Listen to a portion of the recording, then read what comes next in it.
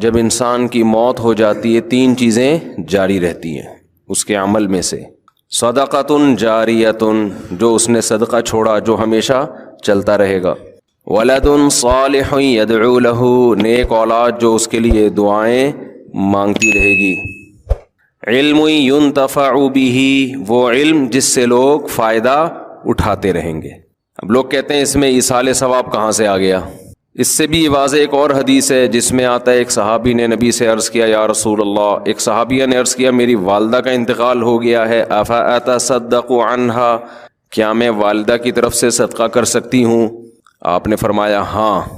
تو صدقہ اس کا ثواب کہاں کس کو پہنچ رہا ہے؟ اولاد صدقہ کر رہی ہے، اولاد دعا مانگ رہی ہے، ثواب کس کو مل رہا ہے؟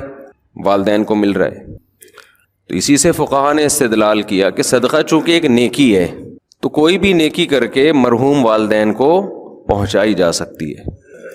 اس کے لیے حدیث کے حوالے کی ریفرنس کی الگ سے ضرورت نہیں ہے، یہی ریفرنس کیا ہے؟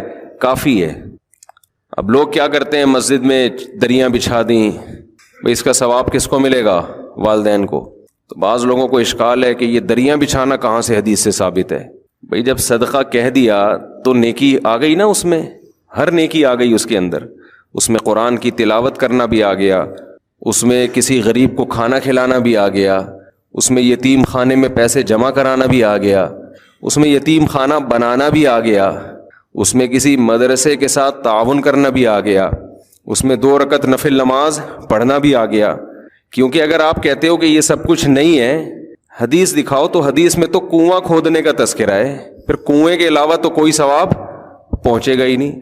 اب یہ کتنی عجیب سی بات ہوگی کہ آپ انسانیت کی خدمت کے لیے کنواں کھدواتے ہیں، اس کا ثواب ابا کو پہنچ رہا ہے. سبیل بنواتے ہیں تو اس کا اللہ ثواب نہیں پہنچائے گا. کیوں بھائی؟ بات تو ایک ہی چیز ایک ہی ہے نا. اور جب کوئی مفتی کہتے نہیں اگر آپ نے سبیل بنوا دی کسی سفر میں کہیں راستے میں کولر پانی کا رکھ دیا تاکہ اس کا ثواب ابا اماں کو پہنچے، اگلا کہتے ہیں حدیث دکھاؤ، کولر کا کہاں تذکرہ ملتا ہے حدیث میں؟ تو یہ سینس لیس ہونے کی علامت ہوگی کہ نہیں ہوگی؟ تو آج کے جو نئے نئے مجتہدین مارکیٹ میں یوٹیوب پہ آ رہے ہیں نا، ان کا جو سوچنے کا اسٹائل ہے نا وہ بہت محدود اور فقہی بصیرت سے بالکل خالی. وہ ریفرنسز پہ چل رہے ہوتے ہیں کہ دیکھو حدیث میں آتا ہے صدقہ کرنے کا ثواب پہنچتا ہے تو ریفرنس ہم نے حدیث کا دے دیا صدقے کا. قرآن پڑھنے کا ثواب دکھاؤ کہاں ثابت ہے بھائی؟ تلاوت کا ثواب ماں باپ کو ملتا ہے، یہ کہاں ثابت ہے؟ تو بھائی صدقہ نیکی ہے. حدیث کا مقصد یہ ہے کہ جب کوئی شخص مر جاتا ہے تو اس کے اپنے عمل کا دروازہ بند ہو گیا، بعد والا اس کے لیے کوئی عمل کرتا ہے تو وہ دروازہ اللہ کبھی بھی بند نہیں کرتے. یہ اللہ کی رحمت ہے. البتہ یہ جو حدیث میں 3 کا عدد ہے نا، یہ 3 سمجھانے کے لیے، 3 نہیں، وہ 6 بھی ہو سکتے ہیں، 3000 بھی ہو سکتی ہیں وہ چیزیں. تو اس میں خوب سمجھ لیں کہ کوئی بھی نیکی کی جائے مرحوم کے لیے اس کا ثواب میت کو ملتا ہے. یہاں ایک اشکال ہے کہ پھر صحابہ کرام سے کیوں ثابت نہیں ہے قرآن پڑھ کے بخشنا؟ بھئی صحابہ تو نیکی پہ ہم سے زیادہ حریص تھے نا، صحابہ سے ثابت کیوں نہیں ہے؟ تو صحابہ سے اس لیے ثابت نہیں ہے کہ یہ عمل اجتماعی طور پہ ناجائز ہے. کیونکہ کوئی بھی نفلی کام اس میں اجتماع کے لیے الگ سے دلیل کی ضرورت ہے. اگر وہ الگ سے اجتماع کے لیے ایک الگ سے دلیل نہیں ہوگی تو نفلی کام انڈیویجولی آپ کر سکتے ہیں، انفرادی طور پہ آپ کر سکتے ہیں، اجتماعی حیت پہ آپ نہیں کر سکتے. تو صحابہ نے چونکہ اجتماعی حیت پہ نہیں کیا اس لیے ثابت نہیں ہے. انفرادی کیا یا نہیں کیا؟ تو انفرادی عمل بیان نہیں کیا جاتا. اب کوئی بھی اپنے والد کے لیے کوئی تلاوت کر رہا ہے کہ اللہ اس کا ثواب اس کو پہنچ جائے، تو یہ تو دل کی چیز ہے نا، اس کو کوئی راوی کیسے ہائی لائٹ کرے گا، کیسے اس کو نمایاں کیا جائے گا؟ یہ تو دل کی بات ہے.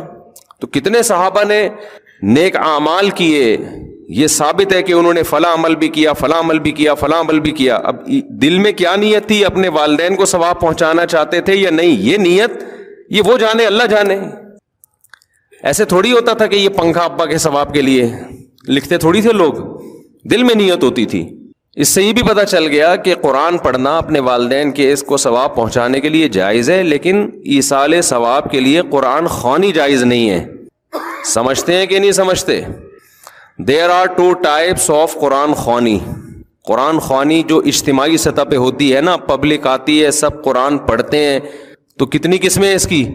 انگلی سے اشارہ بھی کر رہا ہوں، 2 قسمیں، بلکہ ہم 3 قسمیں بنا لیتے ہیں۔ اجتماعی ہیئت میں قرآن جو پڑھا جاتا ہے، سب لوگ اکٹھے ہو کے پڑھتے ہیں، اس کی 3 قسمیں ہیں۔ ایک قسم تو یہ مرحوم کے ثواب کے لیے، ہمارے ابا کا انتقال ہو گیا، تمام حضرات سے گزارش ہے ہمارے گھر تشریف لائیں، آج قرآن خوانی ہوگی۔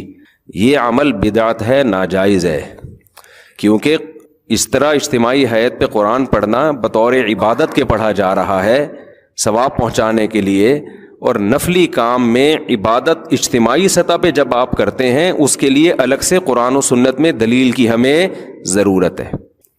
میرے بارے میں آج کل یہ بہت کہا جا رہا ہے، میں تو سروے کرتا ہوں نا کہ اس کو قرآن و حدیث نہیں آتا، بس کو شادیاں آتی ہیں، یہ آتا ہے، وہ آتا ہے، لطیفے آتے ہیں۔ ہمارے جو طلبہ میں لیکچر ہوتے ہیں نا وہ اور اسٹائل کے ہوتے ہیں، عوام میں لیکچر اور اسٹائل کے ہوتے ہیں۔ عوام کے سامنے زیادہ علمی موشگافیاں جھاڑنا یہ کوئی عقل مندی کی بات نہیں ہے۔ اختلافی مسائل، کبھی ہمارے مدرسے میں آئیں بیٹھیں، 20 سال ہم نے تدریس کی ہے، تو تدریس عربی کتابوں کی ہے، جس میں حدیث بھی ہے، جس میں تفسیر بھی ہے، جس میں عربی گرامر بھی ہے، جس میں فقہ بھی ہے، جس میں عربی ادب کی مشکل کتابیں بھی ہیں۔ تو آج مسئلہ یہ ہے کہ جس کو 2-4 الفاظ آ جائیں نا قرآن و حدیث کے ریفرنس کے، وہ ایک چینل کھول کے ایسے بھڑکیاں مارنا شروع کر دیتا ہے جیسے اسی پہ نازل ہوا ہے، باقی کسی کو کچھ بھی نہیں آتا۔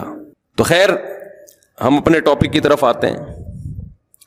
تو اجتماعی ہیئت پہ جو قرآن پڑھا جاتا ہے، چونکہ وہ ایک عبادت کے طور پر ہے، تو عبادت کے لیے جب اجتماعی سطح پہ ہوگی نا، قرآن پڑھنے کی دلیل تو ثابت ہے، اجتماعی سطح پہ یہ ثابت نہیں ہے۔ اس کی مثال ایسے جیسے جمعے سے پہلے آپ سنت پڑھتے ہو، انفرادی اخپل طریقے سے پڑھتے ہیں نا، اگر اجتماعی ہیئت پہ ہو کہ تمام حضرات تشریف لے آئیں، آج ہم تہجد کی نماز پڑھ رہے ہیں، یا آج ہم فلاں فجر کی سنتیں پڑھ رہے ہیں، تمام حضرات تشریف لے آئیں، تو یہ عمل کیا بن جائے گا؟ ناجائز۔ یہ اجتماعی ہیئت پہ نہیں ہوگا۔ فرض نماز اجتماعی طور پہ پڑھی جائے گی، اس میں بلایا بھی جائے گا اذان کے ذریعے، نفل نماز نہیں ہوگی۔ ایک دفعہ میں نے بیان میں یہ کہہ دیا کہ تہجد کی نماز جماعت کے ساتھ، جو اتنی بڑی بڑی جماعتیں ہوتی ہیں، جائز نہیں ہے۔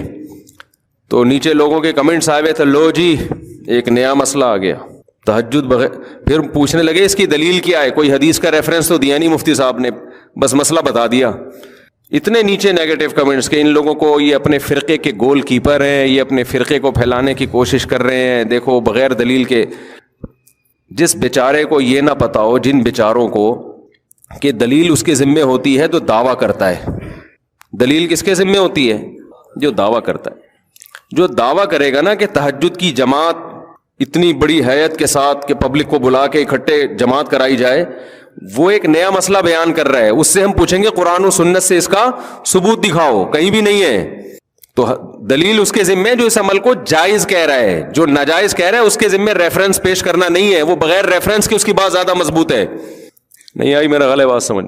میں کہوں وسیم بھائی نے میرے 1 لاکھ روپے چرائے ہیں، اللہ نہ کرے وسیم بھائی ایسے نہیں ہے، وسیم بھائی کہہ رہے ہیں میں نے کوئی نہیں لیے، کورٹ میں کیس گیا، میں کہہ رہا ہوں وسیم نے لیے ہیں، عدالت وسیم کہہ رہے ہیں میں نے نہیں لیے، عدالت مجھ سے کہتی ہے گواہ پیش کرو، دلیل دو اس نے لیے ہیں، میں کہتا ہوں دلیل یہ دے گا کہ اس نے نہیں لیے ہیں۔ بولو نا کیا ہو گیا؟ یہ کوئی عقل مندی کی بات ہوگی؟ میں بولوں گا کہ اس نے لیے ہیں، وہ کہے گا میں نے نہیں لیے، عدالت کہتی ہے مجھے کہ گواہ پیش کرو کہ اس نے چوری کی ہیں، تمہیں کوئی کیمرہ دکھاؤ، کوئی دلیل دو، میں کہوں یہ دعویٰ کر رہا ہے کہ اس نے نہیں لیے، یہ دلیل پیش کرے گا، یہ عدالت کہے گی بھائی پہلے اپنی کھوپڑی کا علاج کراؤ۔ تو قرآن و سنت کے ساتھ جو ہے نا، جو آج کل نئے نئے اسکالر آ رہے ہیں، انہوں نے اسی طرح تختہ مشق بنایا ہوا قرآن و سنت کو۔ انتہائی فضول بات ہے کہ قضائے عمری پہ دلیل مانگیں کہ نمازیں جب 10 سال کی اکٹھی ہو جائیں تو دلیل دو کہ یہ پڑھنا ضروری ہے۔ یہ ایسا ہی حماقت ہے کہ جیسے میں کہوں وسیم نے مجھ سے 1 لاکھ روپے لیے، وہ کہہ رہے نہیں لیے، میں کہہ رہا ہوں دلیل لے کے نہیں لیے۔ نماز ذمے سے ساقط نہیں ہوتی جب تک قضا نہیں پڑھو گے آپ، اور توبہ بھی اور قضا بھی۔ تو دلیل اس کے ذمے جو کہے کہ 10 سال جب اکٹھی ہو جائیں تو بغیر توبہ بغیر قضا کے معاف ہو جاتی ہیں، وہ دعویٰ کر رہا ہے، وہ نماز آپ کے ذمے سے ساقط کر رہا ہے جو اللہ نے فرض کی ہے۔ اس ساقط کرنے کی کیا دلیل ہے؟ آپ کوئی ایک ضعیف حدیث بھی پیش کر دو۔ سمجھ میں نہیں آ رہی میرا خیال ہے بات؟ اتنا اسلام کا بھاری بھرکم حکم جس سے بڑا اسلام میں کوئی حکم ہی نہیں ہے، 10 20 سال ہو گئے پیتے رہے، نماز ہی گول کر دی، اب جب توبہ کی توفیق ملی ہے تو دین اللہ احق ان یقضى، حدیث میں آتا ہے اللہ کا قرضہ اس بات کے زیادہ لائق ہے کہ وہ ادا کیا جائے. ہم نے تو حدیث بھی پیش کر دی، ان کے پاس تو حدیث بھی نہیں ہے. اگر ہم حدیث نہ بھی پیش کرتے یہ والی، پھر بھی یہ عقل کی بات ہے، لاجک کی بات ہے کہ جب انسانوں کا قرضہ دینا ضروری ہے تو اللہ کا قرضہ بھی ضروری ہے. وہ اور نماز جیسا قرضہ وہ تو کبھی بھی ساقط نہیں ہوتا.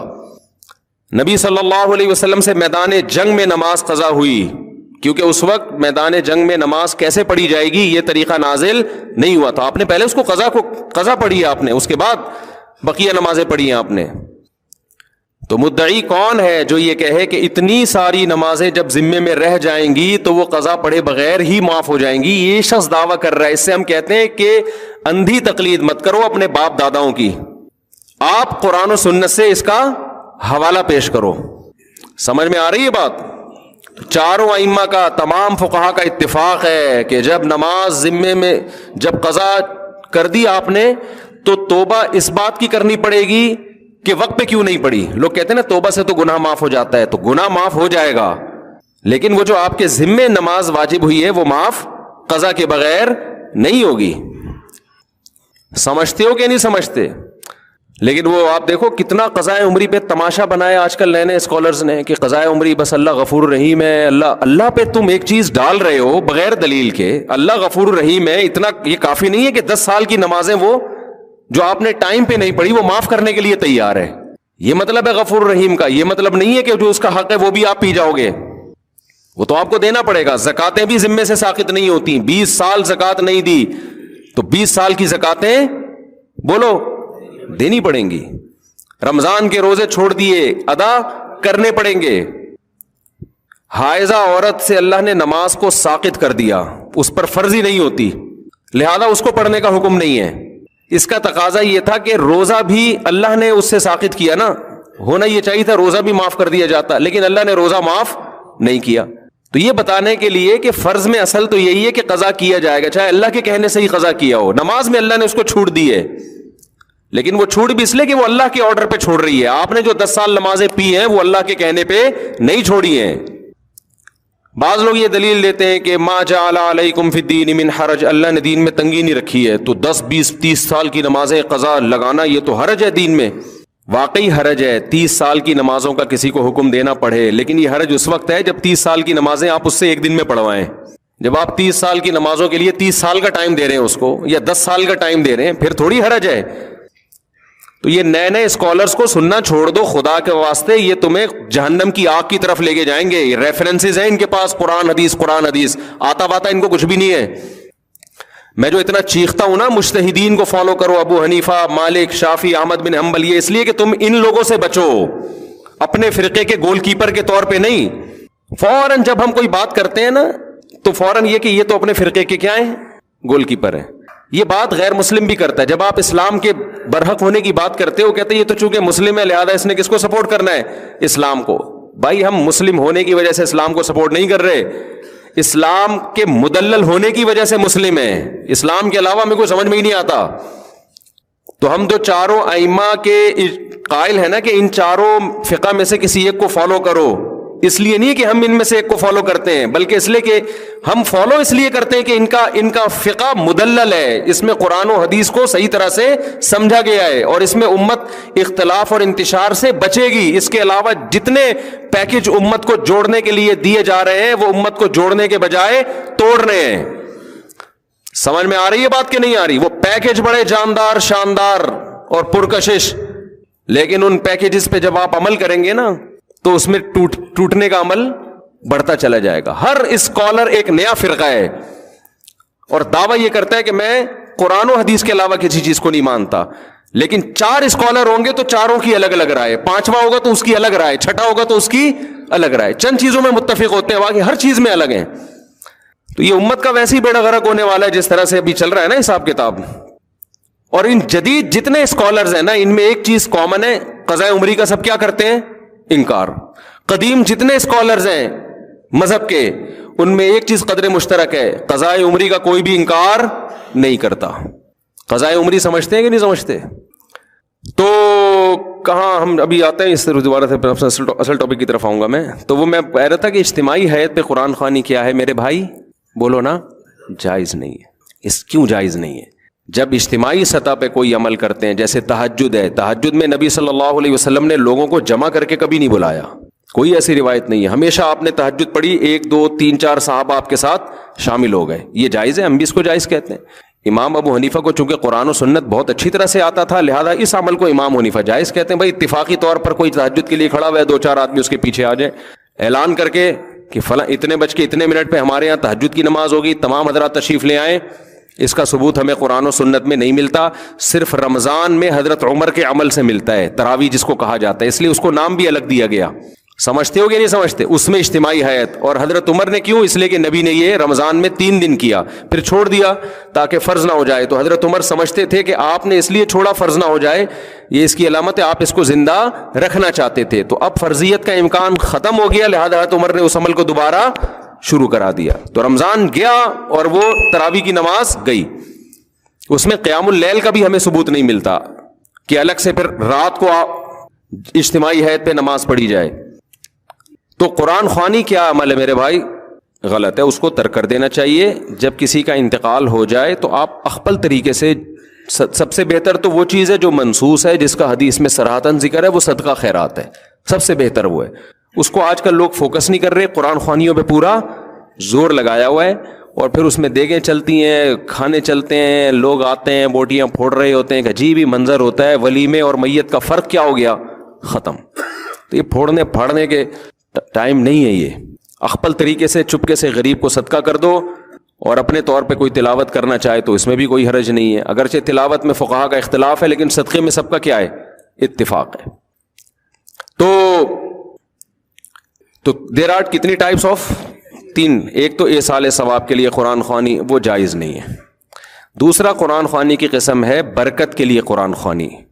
دکان کھولی آپ نے نئی, آپ نے مکان بنایا, آپ چاہتے ہو یار اس میں کوئی اچھا کام پہلے ہو جائے, بجائے اس کے کہ ڈائریکٹ جا کے ڈرامہ دیکھنا شروع کر دیں بچے آ کے. ایسا ہی ہوتا ہے نا. تو کام کی ابتدا کس سے ہو بھائی؟ برکت سے ہو.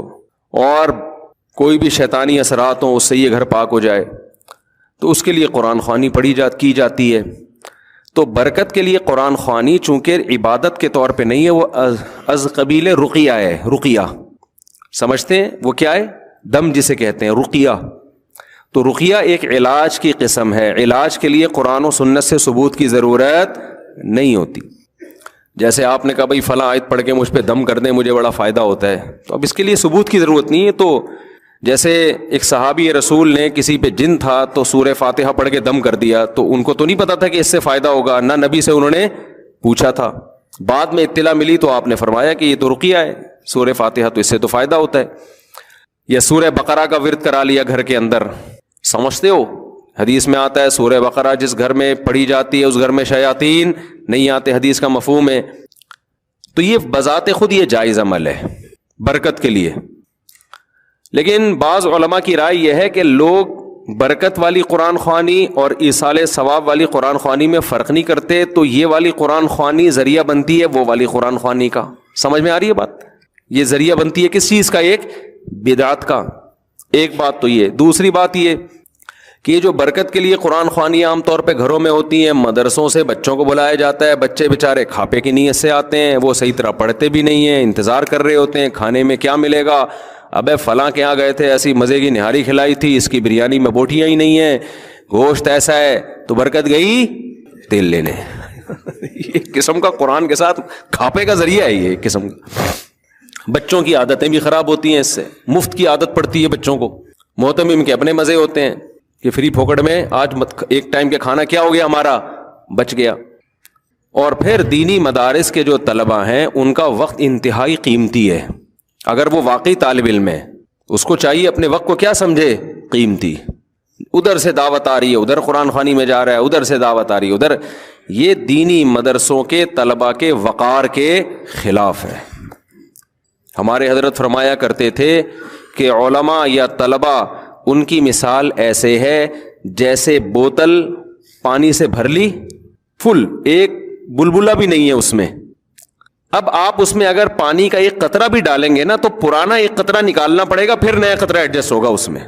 تو فرماتے تھے علماء کا 24 گھنٹے، طلباء اور علماء یہ اللہ کے وارث ہیں، ان کے اوقات اتنے قیمتی ہیں کہ ان کا جو اسکیجول صبح سے لے کے رات اور رات سے لے کے صبح تک ایسا ہونا چاہیے کہ اس میں کوئی نئی چیز آ ہی نہ سکے.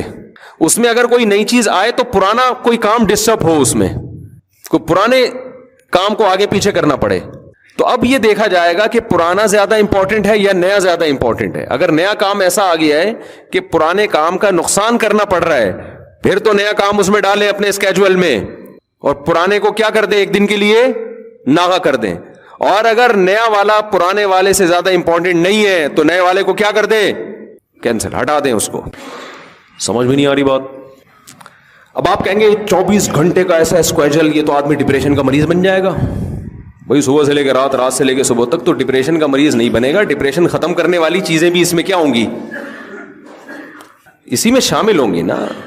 اس میں ایکسرسائز بھی شامل ہے، بچوں کے ساتھ گپ شپ بھی شامل ہے، گھر والوں کو ٹائم دینا بھی شامل ہے، کھاپے بھی شامل ہیں. کسی دن جاوید نہاری بھی شامل ہے اس میں. کبھی چلے گئے تو وہ کون سی نہاری تھی جو اس دن کھائی تھی، وہ والی نہیں، نہ وہ مزے کی نہیں تھی. مجھے یوٹیوب پہ ویڈیو بھی آئی ہے میری آج کل، کسی نے چپکے سے کیمرے سے بنا کے ڈال دی، زاہد نہاری نا طارق روڈ پہ، وہ بھی شامل ہے. مزہ نہ آئے پیسے واپس. تو یہ بھی آپ کے اسکیجول کا حصہ بولو نا ہونا چاہیے. تو یہ سب چیزیں اس میں داخل ہیں. اب کوئی نئی چیز اگر آ رہی ہے تو یہ پرانا شیڈول آپ کا کیا ہوگا، متاثر ہوگا. اگر نہیں ہو رہا ہے اس کا مطلب آپ فارغ آدمی ہو کسی کام کے، آپ فالتو ہو، بلا وجہ پیدا ہوئے. آپ بلا وجہ پیدا اسے کہتے ہیں کان سے پکڑ کے جو جہاں چاہے لے جائے. آ جا یار، کھاپے پہ چلے، آ رہا ہوں. ٹھیک ہے نا، روزانہ کھاپا، روزانہ کھاپا. ابے آ جا ادھر بیٹھتے ہیں، بیٹھ گیا. ابے چل ادھر گٹر کا ڈھکن گورنمنٹ نے لگا دیا، وہ ہمارے گٹر کراچی میں ڈھکن نہیں ہوتے نا، تو ادھر ہمارے یہاں لگ گیا، آ جا بیٹھتے ہیں وہاں. چل بھائی بیٹھتے ہیں، پوری پوری رات بیٹھے ہوئے ہیں. اس کا مطلب یہ غلط پیدا ہو گیا ہے. اس کو بالکل پیدا ہونے کی کسی کام کا نہیں ہے. بعض دفعہ یہ ہوتا ہے کسی دوست کا فون آیا، چل کھاپے پہ چلتے ہیں، آپ نے کہا چلو چلتے ہیں. تو اب یہ بدگمان نہ ہو کہ یہ بندہ فارغ ہے. ہو سکتا ہے اس کا اسکیجول کل کا کھاپا ہو، اس کی ڈائری میں کل کھاپے کا تذکرہ ہو، لیکن اس نے کہا آج بندے کا فون آیا، دوستی ہے، اس سے گپ شپ ہے، تو وہ کل والا کہاں لے جاتے ہیں، آج کر لے. تو میرے ساتھ ایسا ہوتا ہے بعض دفعہ، کسی قریبی دوست کا فون آیا، مفتی صاحب کھاپے پہ چلیں، ہم کہا چلو بھائی. وہ ہوتا یہ ہے کہ وہ جمعرات کو کہیں ڈائری میں کھاپا ڈالا ہوا ہوتا ہے، تو اس کو ہم اس دوست کی وجہ سے 2 دن پہلے لے آتے ہیں، پھر وہ 2 دن والا اسکپ کر دیتے ہیں، جو آج والا کام ہے وہ اس دن ڈال دیتے ہیں. سمجھتے ہیں کہ نہیں سمجھتے؟ ایک ڈائری بنایا کریں ایسے، پورا ہفتہ اس میں آپ کے سامنے ہو وہ پیج، پورا ہفتہ اس میں آپ کے. ابھی میں بتاتا ہوں، یہ حدیث کی تشریح میں بتاتا ہوں میں تو، کیونکہ یہ حدیث کی میں نے تشریح شروع کر دی، وہ پھر ترتیب سے چلے گی تو زیادہ فائدہ ہوگا. ابھی میں وہ قرآن خوانی کا وہ جلدی سے مکمل کر کے پھر وہ حدیث پڑھی ہے نا، اس میں یہ آئے گا تذکرہ انشاءاللہ. صلو علی الحبیب. تو خیر، آپ نے دوسری قسم ہے قرآن خوانی کی رقیہ، جس کو برکت کی قرآن خوانی کہتے ہیں. تو فی نفسی ہی یعنی بذات خود یہ جائز عمل ہے، لیکن بعض علماء اس کے خلاف ہیں کہ بھئی گھر والے بیٹھ کے کر لیں، جیسے سورہ بقرہ پڑھنی ہے سب اکٹھے گھر والے کر لیں. یہ باہر سے ادھر ادھر سے پبلک کو بلانا اور یہ سب چیزیں، اس کے فسادات زیادہ ہیں، اس میں وہ برکت رہتی بھی نہیں ہے. کھاپے کا تذکرہ زیادہ ہوتا ہے، اور جو رقیہ کا جو مقصد تھا وہ مقصد پوری طرح حاصل نہیں ہوتا. بہرحال اگر کوئی کرتا بھی ہے تو اس پہ اتنا سخت انکار نہیں کیا جائے گا. کوئی برکت کے لیے قرآن پڑھوا لیتا ہے، بے شک بچوں سے ہی پڑھوا لیتا ہے، تو فی نفسی یہ جائز عمل ہے. تیسری قرآن خوانی وہ ہے جو اتفاق سے لوگ جمع ہوتے ہوں کسی ترتیب کی وجہ سے. اس کی مثال ایسے جیسے ہم فجر سے پہلے 2 سنتیں پڑھتے ہیں نا، تو اب سب لوگ آ کے پڑھ رہے ہوں، لوگوں نے جمع نہیں کیا، لیکن چونکہ ٹائم ہے سنتوں کا تو سب پڑھ رہے ہوتے ہیں، تو دیکھنے میں ایسا لگتا ہے سب اجتماعی سطح پہ پڑھ رہے ہیں، حالانکہ وہ ایک اتفاقی ان کا آپس میں ربط ہو گیا ہے. تو ایسے ہی دینی مدرسوں میں یہ ہوتا ہے کہ بچوں کو تلاوت کا ٹائم دیا جاتا ہے، تو اس کا ٹائم بتایا جاتا ہے، بھائی صبح ناشتہ ہے اتنے بجے، پھر پڑھائی ہے، پھر یہ ہے، پھر یوں ہے، پھر رات عشاء ہے، پھر عشاء کے بعد سب نے کیا کرنا ہے، قرآن کی تلاوت کرنی ہے. تو ایک نظم کے تحت ہے. اس کو وہ قرآن خوانی، وہ والی قرآن خوانی نہیں کہیں گے جو بدعت ہے، یہ تو ایک نظم کے طور پر. بعض فوجی اداروں میں ہمیں دیکھنے کو ملا، رینجرز کے ایک بڑے آفیسر تھے، انہوں نے بتایا کہ ہمارے ہاں فجر کی نماز کے بعد پابندی ہے، تمام جتنے بھی فوجی ہیں نا جو رینجرز کے ملازمین ہیں وہ سب قرآن کی تلاوت کریں گے. تو ایک ٹائم دیا ہوا ہے نا, تو یہ مینجمنٹ کے لیے ایک ٹائم دیا ہوا ہے, اس کو مینج کرنے کے لیے یہ بھی جائز ہے, اس میں بھی کوئی حرج نہیں ہے. یہ ایک ترتیب پہ لانے کے لیے سب کو, کیونکہ پھر ان کا باقی ٹائم نہیں ملے گا نا ان کو تلاوت کا سارا دن. تو گھر میں بھی آپ کر سکتے ہیں, بچوں کے لیے ایک ٹائم بنا دیں, بھائی صبح اتنے بجے سے لے کر اتنے بجے تک سب بچے انسان کے بچے بن کے بیٹھ جائیں گے. سارا دن تو موبائل لگا رہتا ہے, اب یہ اتنے بج کے اتنے منٹ پر سب بچے کون سے بچے بنیں گے؟ انسان کے بچے. لہذا قرآن سب کے ہاتھ میں ہوگا, دعائیں کی کتاب ہوگی, ذکر اذکار ہوگا. اسی طرح یہ بھی ہے کہ اجتماعی ہیئت پہ ذکر اللہ بھی جائز نہیں ہے, خوب سمجھ لیں. جیسے اعلان ہوتا ہے مسجد سے ہمارے ہاں ذکر کی محفل لگ رہی ہے, تمام حضرات تشریف لے آئیں, پھر سارے آ جاتے ہیں, پھر ذکر کرایا جاتا ہے, یہ بدعت عمل ہے, جائز نہیں ہے. لیکن اگر آپ کسی تربیت گاہ میں گئے ہیں جس کو خانقاہ کہا جاتا ہے, کوئی شیخ و مرشد ہیں جن سے آپ بیعت ہیں, سہ روزہ لگایا آپ نے, 10 دن کے لیے گئے ان کی خانقاہ میں, تو انہوں نے اپنے مریدوں کے لیے ایک ٹائم رکھا ہوا ہے, بھائی صبح اتنے بجے سب نے تہجد میں آنا ہے, یہ ٹریننگ سینٹر ہے نا, اور پھر 7 بجے سب نے ذکر کے لیے بیٹھنا ہے. تو یہ بھی چونکہ اس کا یہ وہ اجتماعی حیات والا ذکر نہیں ہے, بلکہ یہ بھی ایک تربیت کے لیے نظام الاوقات تو ہوگا نا کوئی نہ کوئی, کہ کھانے کا ٹائم ہے تو یہ ذکر کا ٹائم ہے, تو یہ تلاوت کا ٹائم ہے. تو اس یہ وہ بدعت ذکر میں داخل نہیں ہے. لیکن جو نارملی ہمارے یہاں بعض مسجدوں سے اعلانات ہو رہے ہوتے ہیں, یا نمازیوں کو اعلان کیا جاتا ہے بھائی 4 بجے ہمارے ہاں ذکر کیا جائے گا, تمام حضرات تشریف لے آئیں, یہ بدعت ہے. کہ تمام حضرات کیوں تشریف لے آئیں بھائی؟ کوئی آپ کا کوئی وہ چل رہا ہے, اگر کوئی تربیتی پروگرام چل رہا ہے تو جو تربیت کے لیے آئے ہوئے ہیں وہ بیٹھے ہوئے ہیں آپ کے پاس, تو ان کو آپ بتا دیں بھائی عصر کے بعد ذکر ہوگا, مغرب کے بعد تلاوت ہوگی, 4 بجے تہجد کے لیے سب اٹھیں گے, اور تمہارے باپ کو بھی اٹھنا پڑے گا اس میں, یعنی معذرت کے ساتھ, یعنی زبردستی اٹھائیں گے آپ. تو یہ زبردستی ٹریننگ کے لیے ہے, تو اس کو اس اجتماعی حیات میں شامل نہیں کیا. ہم نے جب 3 دن کی ٹریننگ کروائی کنٹری کلب میں, پورے ملک سے لوگ آئے تھے, تو ہم نے ان کو 4 بجے تہجد کے لیے اٹھاتے تھے, ان کو کہتے تھے آپ کے باپ کو بھی اٹھنا پڑے گا, کسی کو سونے کی اجازت نہیں ہے. اور پھر 5 بجے ہم ان سے جاگنگ کروایا کرتے تھے, اور جاگنگ میں بھی ہم نے ان سے کیا